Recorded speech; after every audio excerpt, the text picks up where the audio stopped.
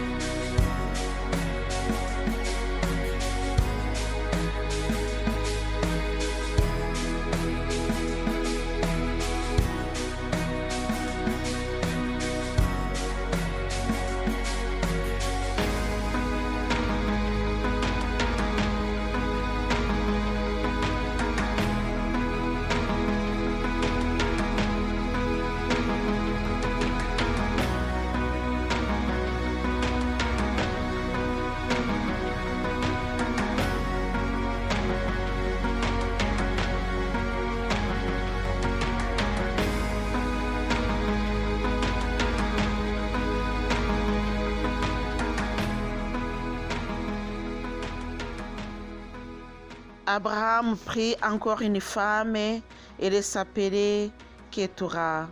Elle lui donna Zimra, Yoshna, Médian, Ishbak et Shua. Yoshna engendra Seba et Dédan. Dédan eut pour fils les Ashurites, les Touchites et les Léumites. Madia eut pour fils Ipha, Épher, Hanok, Evida et Elda. Ce sont là tous les fils de Ketura. Abraham donna tous ses biens à Isaac. Au fils de sa concubine, Abraham fit des donations, mais de son vivant, il les éloigna de son fils Isaac vers le pays de Kédem. Voici le nombre des années de la vie d'Abraham, 175 ans. Puis Abraham expira. Il y mourut dans une heureuse vieillesse, âgé et comblé. Il y fit réunir aux siens ses fils Isaac et Ismaël, l'ensevelirent dans la caverne de Macpéla, au champ d'Ephron, fils de Koha, le Hittite en face de Mamré, au champ qu'Abraham avait acquis des fils de Heth. C'est là qu'on enterra Abraham et sa femme Sarah. Après la mort d'Abraham, Dieu bénit son fils Isaac. Il habitait à côté du puits de Lahaï-Roi. Voici la famille d'Ismaël, fils d'Abraham, celui qui donna à Abraham Hagar, l'Égyptienne servante de Sarah. Voici les noms des fils d'Ismaël, leurs noms selon leur famille. Les Bayoth, l'aîné d'Ismaël, Kedar, Adbel, Mivsam, Mishma, Douma et Massa, Hadad Tema, Yétoul, Nafish et Kedma. Ce sont eux les fils d'Ismaël et tels sont leurs noms établis endroits et campements. Il avait 12 chefs pour autant de groupes. Voici les années de la vie d'Ismaël, 137 ans, puis il expira. Il y mourut et fut réuni aux siens. Les Ismaélites demeurent de Haouila, Ashur, aux confins de l'Égypte jusqu'à Ashur. Chacun face à tous ses frères, prêt à leur tomber dessus. Ésaü et Jacob. Voici la famille d'Isaac, fils d'Abraham. Après qu'Abraham eut engendré Isaac, celui-ci a 40 ans, prit pour femme Rebecca, fille de Bethuel, l'araméen de la plaine d'Aram, et celle de Laban, l'araméen.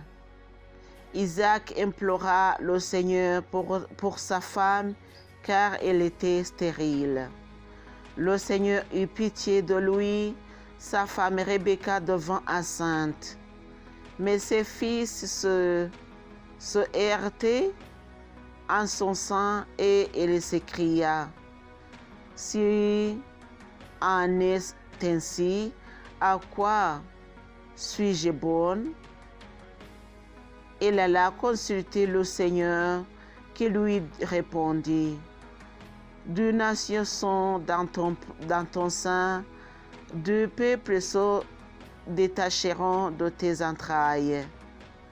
L'un sera plus fort que l'autre, et le grand servira le petit. Quand furent accomplis les temps où elle devait enfanter, des jumeaux se trouvaient en son sein. Le premier qui sortit était roux, tout velu comme une fourrure de bête. On l'appela Ésaü.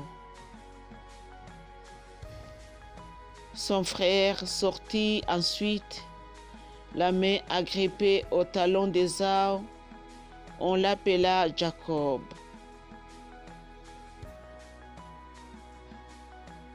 Isaac avait 60 ans à leur naissance. Les garçons grandirent. Ésaü était un chasseur expérimenté qui courait la campagne.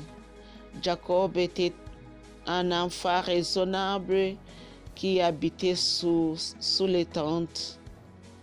Isaac préférait Ésaü car il appréciait le gibier. Rebecca préférait Jacob.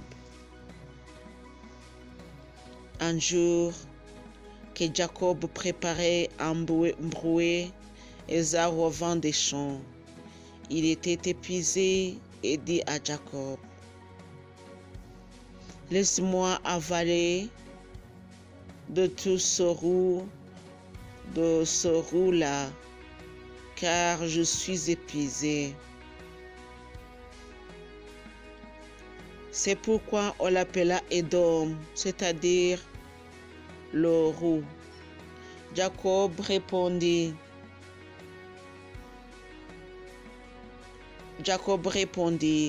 vends-moi aujourd'hui même ton droit d'aînesse.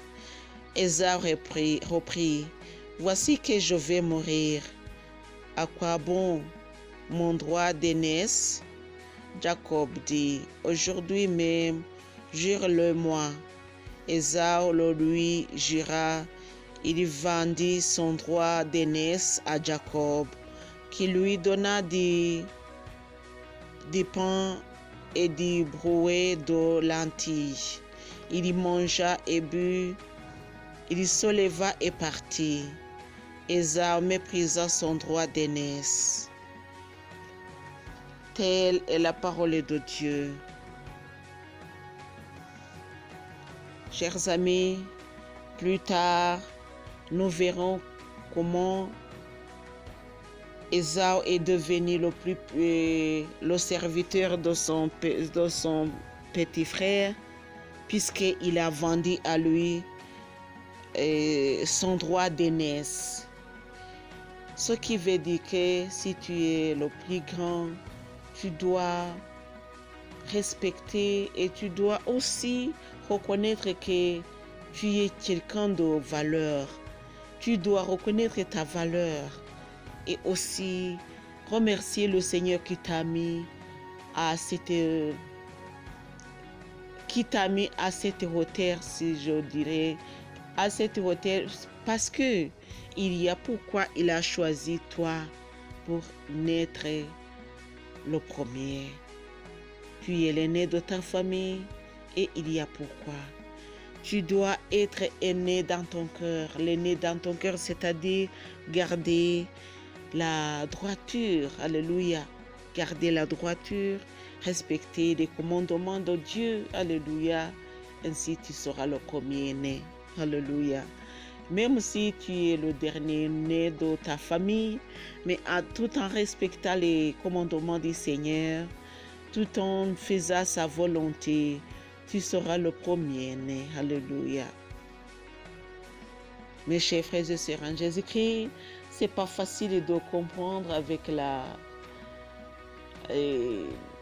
logique si simple, mais avec la spiritualité de la Bible, on comprendra plus tard et on comprendra aussi comment être le premier-né et de valeur, comment garder son aînesse, son droit d'aînesse est très important.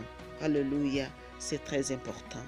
Que le Seigneur Jésus nous bénisse, mes chers frères et sœurs en Jésus-Christ, au nom du Père et du Fils et du Saint-Esprit.